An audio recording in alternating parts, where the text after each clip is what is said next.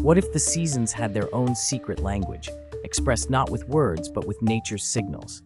Imagine spring painting patterns in the sky to announce its arrival, or autumn sending a gentle breeze as a farewell.